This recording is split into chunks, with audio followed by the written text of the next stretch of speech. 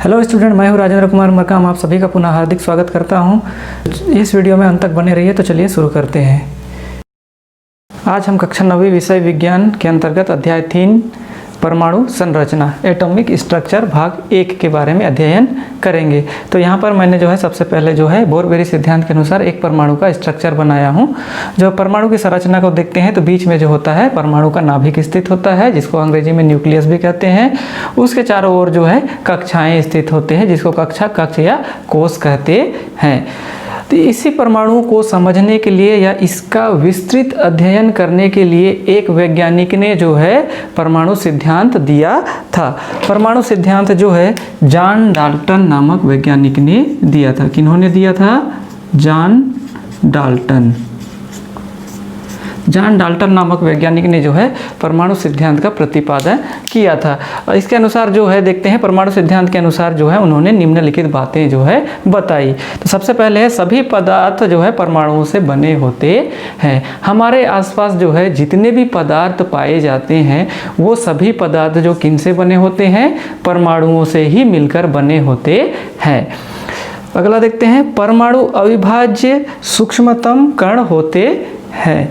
परमाणु शब्द से तात्पर्य होता है अत्यंत छोटा कण या सूक्ष्मतम कण, जिसको हम दो भागों में नहीं बांट सकते हैं, अर्थात उसको नहीं तोड़ सकते हैं। ऐसे कणों को ही क्या कहते हैं? परमाणु कहते हैं। अर्थात अविभाज्य होता है और कैसा कण होता है? सूक्ष्मतम कण होता है, जिसको ना तो किसी रासायनिक अभिक्रिया में बनाया जा सकता है, ना ही उसको हम नष्ट कर सकते हैं, अर्थात उसका विनाश नहीं होता है।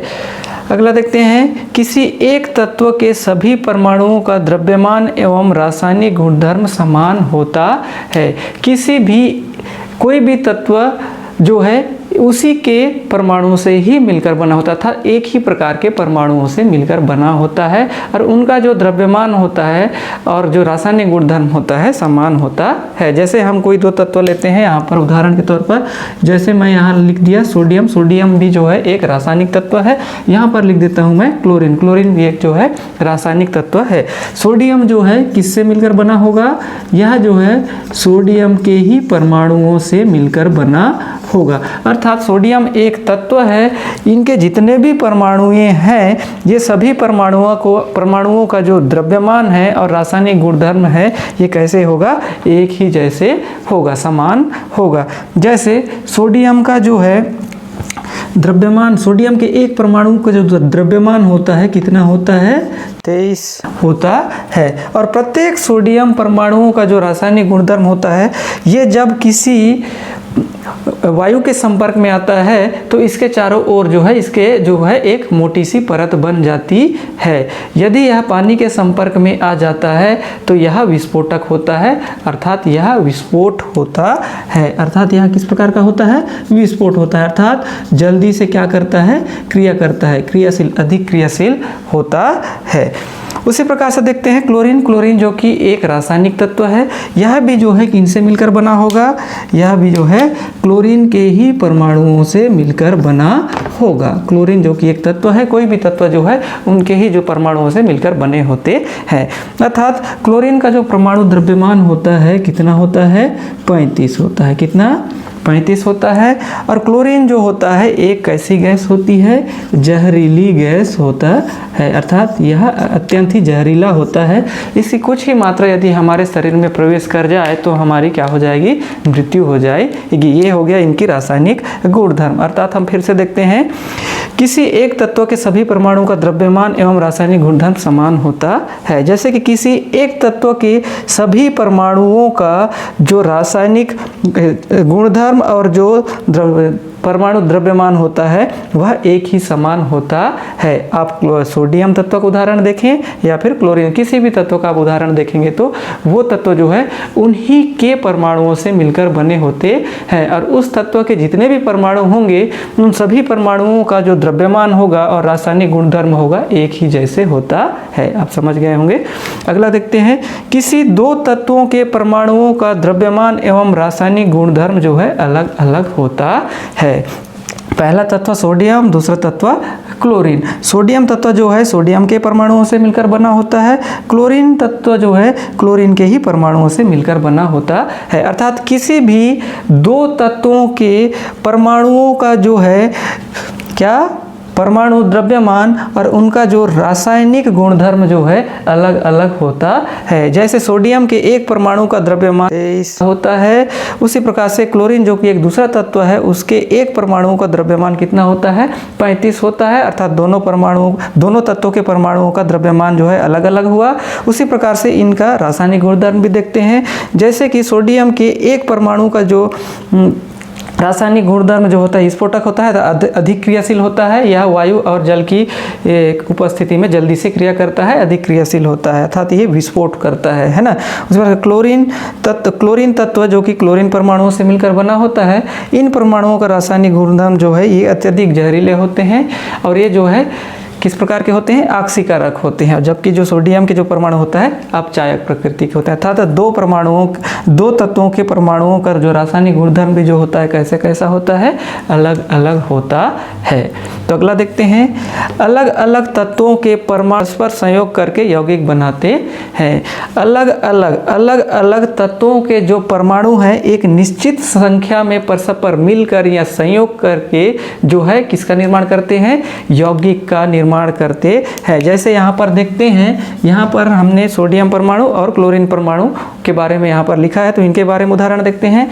जैसे अलग अलग एक तत्व के परमाणु है सोडियम और दूसरे तत्व के परमाणु है क्लोरीन। अर्थात दो अलग अलग तत्वों के परमाणु आपस में एक निश्चित संख्या में संयोग करके, निश्चित संख्या में किए हैं, यहाँ पर सोडियम परमाणु एक है और क्लोरीन परमाणु एक है, दोनों एक एक की संख्या में आपस में मिलकर जो है इसका निर्माण करते हैं नमक, जिसको हम साधारण नमक कहते हैं, या फिर इसका रासायनिक नाम होता है सोडियम क्लोराइड, जो कि एक क्या है यौगिक है। अर्थात दो अलग अलग तत्वों के परमाणु एक निश्चित संख्या में मिलकर जो है किसी यौगिक का निर्माण करते हैं। किसका निर्माण करते हैं यौगिक का निर्माण करते हैं। अगला देखते हैं, किसी भी यौगिक में परमाणुओं की सापेक्ष संख्या निश्चित होती है। अर्थात किसी भी यौगिक में इन परमाणुओं की संख्या जो होती है कैसे होती है निश्चित होती है। जैसे कि यहाँ पर मैंने पहले ही बताया सोडियम क्लोराइड अर्थात नमक, इसमें जो है सोडियम के एक परमाणु क्लोरीन के एक परमाणु आपस में मिलकर ही उस सोडियम क्लोराइड नामक यौगिक का क्या करते हैं निर्माण करते हैं। अब हम एक परमाणु की संरचना को देखें तो परमाणु के मध्य में जो है नाभिक स्थित होता है और उसके चारों ओर जो है कक्ष या कोश स्थित होता है। तो नाभिक में जो है दो प्रकार के अपरमाणु कण पाए जाते हैं, जिनमें से जो पहला कण होता है वह होता है प्रोटॉन और दूसरा कण जो होता है क्या होता है न्यूट्रॉन होता है। अर्थात नाभिक में दो प्रकार के कण पाए जाते हैं और इन कणों में जो है आवेश पाया जाता है। अर्थात प्रोटॉन को हम P के द्वारा दर्शाते हैं और इसमें जो है धन आयन अर्थात धनात्मक आवेश पाया जाता है, और न्यूट्रॉन में जो है किसी प्रकार के आवेश नहीं पाया जाता है, अर्थात ये न्यूट्रल होता है या फिर उदासीन होता है। अर्थात नाभिक में कौन कौन से कण पाए जाते हैं प्रोटॉन और न्यूट्रॉन, ये दो अपरमाणु कण पाए जाते हैं। और इन्हीं प्रोटॉन और न्यूट्रॉन को हम एक साथ न्यूक्लियॉन भी कहते हैं। क्या कहते हैं न्यूक्लियॉन भी कहते हैं। उसी प्रकार से जो है नाभिक के चारों ओर जो कक्ष या कोश होता है, इसमें एक प्रकार के अपरमाणु कण पाए जाते हैं जो कि गतिशील होते हैं, और इन कणों को ही हम क्या कहते हैं इलेक्ट्रॉन कहते हैं। क्या कहते हैं इलेक्ट्रॉन कहते हैं। इन इलेक्ट्रॉनों को जो है हम अंग्रेजी के स्मॉल लेटर के ई अक्षर से दर्शाते हैं, और इन इलेक्ट्रॉनों में जो है ऋण आवेश पाया जाता है। कौन सा आवेश पाया जाता है ऋण आवेश पाया जाता है। और इन कक्षाओं में जितनी संख्या में जो है इलेक्ट्रॉन होंगे अर्थात ऋण आवेशित इलेक्ट्रॉन होंगे, उतने ही संख्या में नाभिक में प्रोटॉन जो कि धन आवेशित है ये इनकी संख्या होती है। अर्थात कक्षाओं में इलेक्ट्रॉन और नाभिक में प्रोटॉन की संख्या हमेशा हमेशा कैसे होती है, बराबर होती है। अर्थात कोई भी परमाणु जो है विद्युत रूप से कैसे होते हैं, उदासीन होते हैं। अर्थात जितनी संख्या में ऋण आवेश होंगे उतनी ही संख्या में नाभिक में धन आवेश भी होते हैं। अर्थात यह विद्युत रूप से परमाणु कैसे होते हैं, उदासीन होते हैं। अब देखते हैं कि इन परमाणुओं और परमाणुओं के अंदर जो अपरमाणु कण होते हैं इनकी खोज जो है किसने किसने किया है। तो सबसे पहले देखते हैं परमाणु की खोज। परमाणु की खोज के लिए जो है एक वैज्ञानिक ने परमाणु सिद्धांत का भी प्रतिपादन किया था, जिनका नाम क्या है, जॉन डाल्टन। जिनका नाम क्या था, जॉन डाल्टन। इन्होंने जो है 1803 में परमाणु का खोज किया था।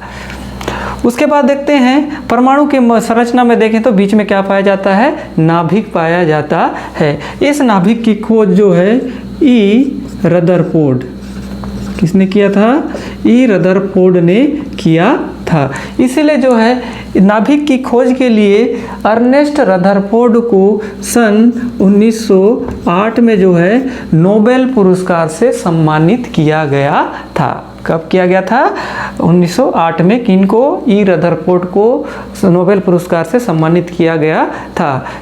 कौन से काम के लिए, नाभिक की खोज के लिए, जो कि परमाणु की संरचना में मध्य भाग में पाया जाता है। उसके बाद देखते हैं कि कैथोड किरण और एनोड या कैनाल किरण होते क्या हैं। जो गोल्डस्टीन नामक वैज्ञानिक थे, उन्होंने जो है कैथोड जो कि एक ऋणावेशित क्या होता है, इलेक्ट्रोड होता है, उस पर जो है एक निम्न दाब पर, अर्थात गैस से भरी एक ट्यूब में निम्न दाब पर जो है उच्च विद्युत विभव वाला विद्युत धारा प्रवाहित किया। तो उन्होंने देखा कि कैथोड या फिर ऋणावेशित जो इलेक्ट्रोड था, उस वहाँ से जो है एक चमकीली प्रकाश किरण जो है किधर जाती हुई प्रतीत हुई, एनोड की ओर जाते हुए दिखाई दिया। इन्हीं प्रकाश किरणों को जो है गोल्डस्टीन ने क्या कहा, कैथोड किरण कहा। जो कहाँ से निकल रहे थे, कैथोड या फिर ऋणावेशित इलेक्ट्रोड से निकल रहे थे। कौन सी दिशा में जा रहे थे, वो एनोड की ओर जा रहे थे, अर्थात धनावेशित इलेक्ट्रोड की ओर गति कर रहे थे। जब इन जो कैथोड किरणें हैं या ऋणावेशित जो किरणें हैं, इनका जब अध्ययन किया गया तो जो ये ऋणावेशित कण है, ये छोटे छोटे कणों से मिलकर बना हुआ था, अर्थात ऋणावेशित कणों से मिलकर बना हुआ था।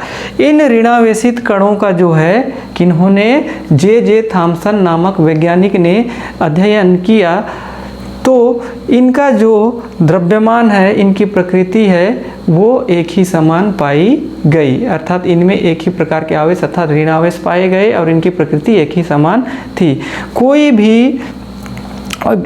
भी पदार्थ से यह कैथोड या ऋणावेशित इलेक्ट्रोड क्यों ना बना हुआ हो, तो इस से उत्पन्न होने वाले या निकलने वाले जो ऋणावेशित प्रकाश किरणें हैं, इसके जो सभी कण होंगे वो कैसे होंगे, प्रकृति में एक ही समान होते हैं। इन्हीं ऋण आवेशित कणों को जो है किन्होंने, जे थॉम्सन नामक वैज्ञानिक ने क्या कहा, इलेक्ट्रॉन कहा। अर्थात जे थॉम्सन ने ही किसका खोज किया था, जे थॉम्सन ने ही किसका खोज किया था, इलेक्ट्रॉन का खोज किया था, जिसके लिए उन्हें सन 1906 में नोबेल पुरस्कार से सम्मानित किया गया था। उसके बाद देखते हैं कि एनोड या कैनाल किरण क्या होता है।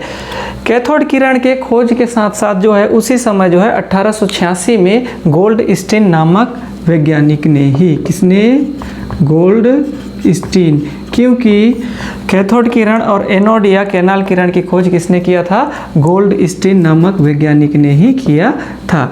कैथोड किरण की खोज के बाद ही जो है गोल्डस्टीन नामक वैज्ञानिक ने निम्न दाब पर किसी गैस से भरे हुए ट्यूब में रखे एनोड या धनात्मक जो क्या है इलेक्ट्रोड पर जो है उन्होंने विद्युत धारा प्रवाहित किया। तो यहाँ से जो है यहाँ से भी प्रकाश किरणें निकली, जो यहाँ पर गैस की उपस्थिति में जो है इनका जो गैस का आयनन हुआ, आयनित होने के कारण जो है इनका जो एनोड जो किरणें निकले यहाँ से, उन किरणों को जो है क्या नाम दिया उन्होंने, एनोड किरणें, या फिर क्या नाम दिया उन्होंने, कैनाल किरण कहा। उन सभी कैनाल किरणों का जो द्रव्यमान जो है अलग अलग पाया गया। इसके आधार पर यह पता चला कि परमाणु में जो है धन आवेश के साथ साथ क्या पाए जाते हैं, ऋण आवेश वाले कण भी पाए जाते हैं। इसकी पुष्टि हुई। उसके बाद देखते हैं नाभिक में, चूंकि हम अभी पढ़े कि नाभिक में दो प्रकार के कण पाए जाते हैं, एक होते हैं प्रोटॉन, दूसरे होते हैं न्यूट्रॉन। अब इनकी खोज किसने किया है देखते हैं। नाभिक की खोज के समय ने ही जो है रदरफोर्ड नामक वैज्ञानिक ने यहाँ पर एक धन आवेशित कण को देखा, जिन्होंने उसे क्या नाम दिया, प्रोटॉन नाम दिया।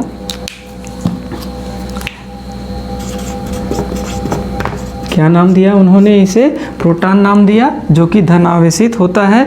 और इस प्रोटॉन की खोज जो है किसने किया, ई रदरफोर्ड, अर्नेस्ट रदरफोर्ड ने किया था।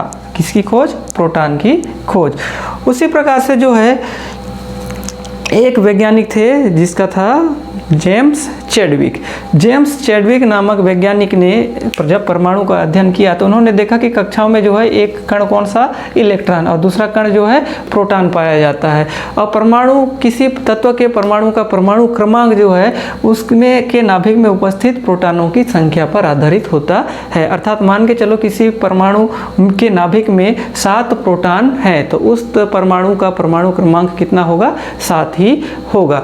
और उन्होंने जब उसी परमाणु के परमाणु द्रव्यमान का अध्ययन किया तो परमाणु द्रव्यमान जो है परमाणु क्रमांक से लगभग दुगुना से थोड़ा कम या फिर थोड़ा ज़्यादा पाया गया। इससे यह अनुमान लगाए कि प्रोटॉन के साथ साथ जो है एक अन्य कण भी जो है कहाँ पर पाया जाता है, नाभिक में पाया जाता है। उसके आधार पर उन्होंने देखा तो यहाँ नाभिक में एक और कण पाया जाता था जिसकी संख्या जो है प्रोटॉन के लगभग बराबर होती थी, जिसका क्या नाम दिया, न्यूट्रॉन नाम दिया, जिसमें किसी प्रकार के आवेश नहीं पाए जाते हैं। अर्थात ये जो न्यूट्रॉन अपरमाणु कण होते हैं ये कैसे होते हैं, उदासीन होते हैं, इसमें किसी प्रकार के आवेश नहीं पाए जाते हैं। अर्थात न्यूट्रॉन की खोज किसने किया था, जेम्स चैडविक ने किया था। तो आज का वीडियो को जो है हम यहीं समाप्त करते हैं। अगले वीडियो को देखने के लिए जो है आप मेरे YouTube चैनल को सब्सक्राइब कीजिए। तो ठीक है, आज का वीडियो यहीं तक। धन्यवाद। जय हिंद, जय भारत।